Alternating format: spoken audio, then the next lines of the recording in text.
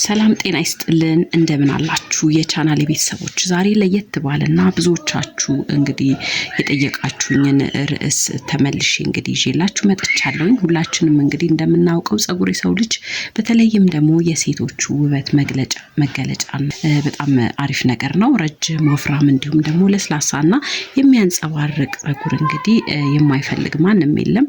ነገር ግን በተለያዩ ምክንያቶች ማለትም በአየር ንብረት ምክንያት እንዲሁም ደግሞ በተለያዩ ኬሚካሎች ምክንያት እንግዲህ እንዲሁም በጭንቀት ወይንም ደግሞ በአመጋገብ ጉድለት ምክንያት ጸጉራችን ሲበጣጠስ ሲነቃቀልና ሲረግፍ እናየዋለን።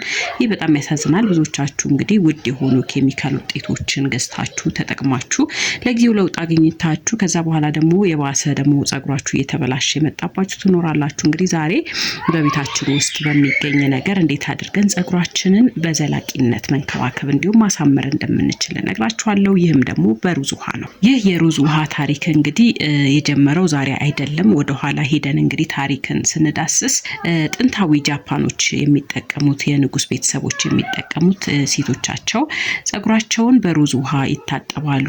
እንዲሁም ደግሞ ለረጅም ጊዜ እንዳይሸብት እንዳይሰባበር አንጸባራቂ ሆኖ እስከ 80 እስከ 70 ዓመት ሴቶቹ እንግዲህ ሽበት ራሱ የማይወጣበት አጋጣሚ ነው የነበረው ማለት ነው። ስለዚህ ይህንን ድንቅ እድገት ደግሞ ያገኙት እንግዲህ ደጋግመው በየቀኑ በሚጠቀሙት የሩዝ ውሃ መሆኑን ነው ማለት ነው። ለዓለምም እንግዲህ መስክረዋል ማለት ነው። ዛሬ እኔም እንግዲህ ይሄንን ሚስጥር ደረጃ በደረጃ ሳይንሳዊ መንገድን በተከተለ መልኩ እንግዲህ እነግራችኋለሁ። እስከ ቪዲዮ መጨረሻ ድረስ አብራችሁኝ እንድትቆዩ እጋብዛችኋለሁ።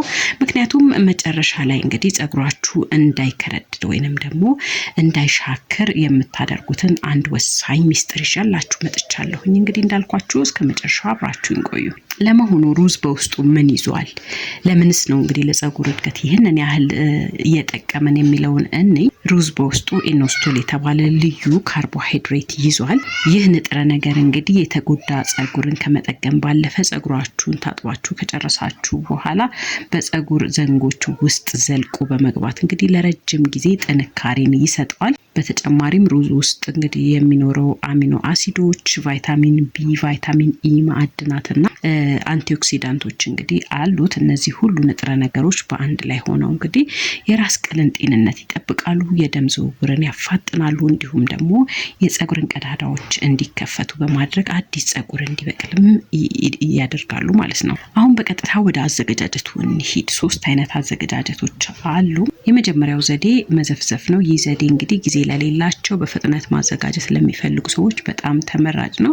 በመጀመሪያ ግማሽ ሲኒ የሚሆን ማንኛውንም አይነት ሩዝ ነጭ ሩዝም እንዲሁም ቡናማ ወይንም ደግሞ በስመቲ መጠቀም ትችላላችሁ። ሩዙን በንጹህ ጎድጓዳ ሳህን አድርጋችሁ መጀመሪያ በንጹህ ውሃ ማጠብ ይኖርባችኋል። መጀመሪያ ላይ የምታጥቡትን ውሃ ትደፉታላችሁ። ከዛ በኋላ ቀጥሎ ንጹህ ውሃ ጨምራችሁበት እንግዲህ ለ30 ደቂቃ ያህል ታቆዩታላችሁ።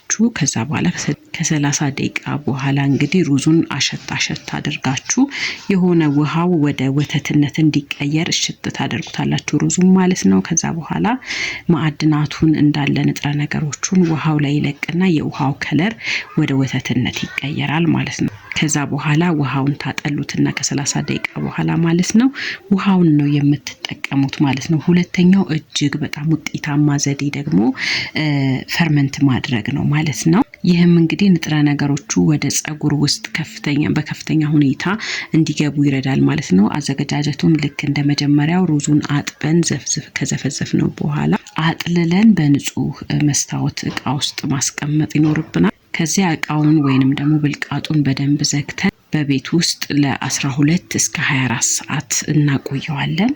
ውሃው ትንሽ ደስ የማይል ሽታ አለው።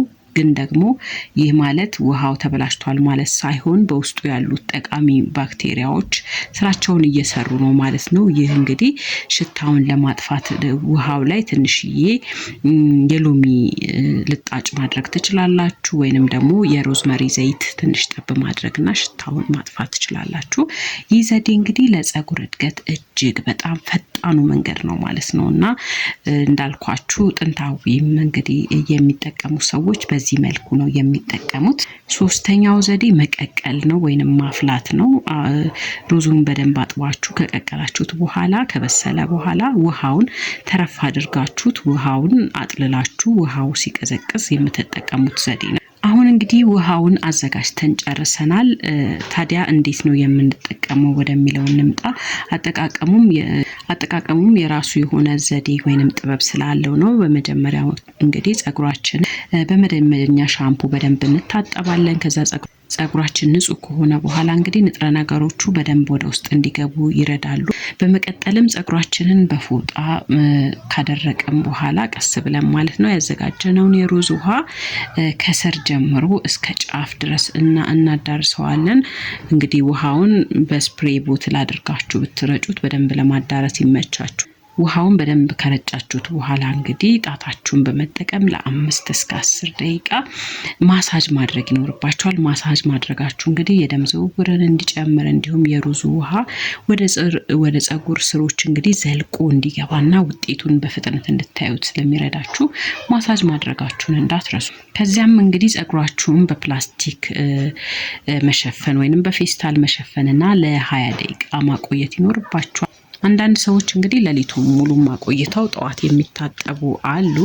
ነገር ግን ጸጉራችሁ ፕሮቲን ሴንሲቲቭ ከሆነ ጸጉራችሁ ላይ ፕሮቲን የሚበዛ አይነት ከሆነ ጸጉራችሁ ሊደርቅና ሊቀነጣጠስ ስለሚችል 20 ደቂቃ በቂ ነው። ከ20 ደቂቃ ቆይታ በኋላ ጸጉራችሁን በንጹህ ለብ ባለ ውሃ ብቻ መታጠብ። እዚህ ጋር እንግዲህ ሻምፖ መጠቀም አይኖርባችሁ።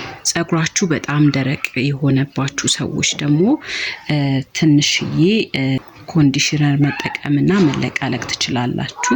እዚህ ጋር እንግዲህ አንድ ጥልቅ ማስጠንቀቂያ መስጠት እፈልጋለሁኝ። የሩዝ ውሃ በውስጡ እንግዲህ ከፍተኛ ፕሮቲን መጠን ስላለው በየቀኑ መጠቀም አይመከርም። በሳምንት 1 ጊዜ ወይንም ደግሞ ቢበዛ 2 ጊዜ መጠቀም በቂ ነው። ከመጠን በላይ መጠቀም እንግዲህ ጸጉርን እንዲደርቅና እንዲሰባበር ሊያደርግ ስለሚችል ይህንን ጥንቃቄ እንድታደርጉ ላለው። ስለዚህ ጸጉራችሁን ሁኔታ ያያችሁ መጠኑን ማስተካከልም ትችላላችሁ። ውድ ተመልካቾቼ እንግዲህ የሩዝ ውሃ እንግዲህ ለውጡ የሚመጣው በአንድ ቀን አይደለም። ተፈጥሯዊ መፍትሄዎች እንዳልኳችሁ እንግዲህ ትዕግስትን ይፈልጋሉ። ይህንን ሂደት በሳምንት 1 ጊዜ ለተከታታይ 1 ወር ብታደርጉት ጸጉራችሁ በጣም የለሰለሰ የሚያምር መነቃቀሉ የሚቀንስ ወይንም ደግሞ መነቃቀሉ የሚቆምና አዲስ በጣም የሚያምር ጸጉሮችም እንዲሁ ሲበቅሉ ትመለከታላችሁ።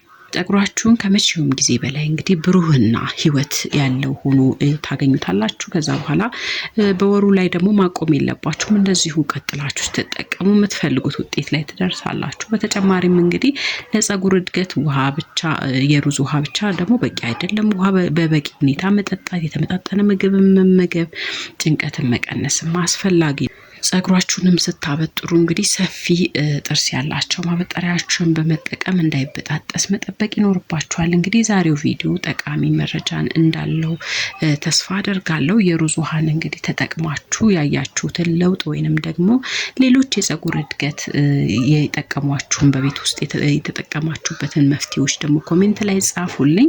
የእናንተ ተሞክሮ ለሌሎች ትልቅ ትምህርት ስለሚሆን እንግዲህ ይህንን ቪዲዮ ለሌሎች እንዲደርስ ላይክ በማድረግ ሰብስክራይብ ያላረጋችሁ ስለ ጤና ስለ ውበት ትምህርቶችን ስለምታገኙ ሰብስክራይብ በማድረግ ቤተሰብ መሆናችሁን እንዳትረሱ። ቪዲዮውን እስከ መጨረሻው ስለተመለከታችሁልኝ ከልብ አመሰግናለሁ። በሚቀጥለው ቪዲዮ በሌላ አስገራሚ ርዕስ እስካገኛችሁ ድረስ ጸጉራችሁን ራሳችሁን ጠብቁ፣ ሰውነታችሁን ጠብቁ። ሰላማችሁ ብዝት ይበልልኝ። ቻው ቻው።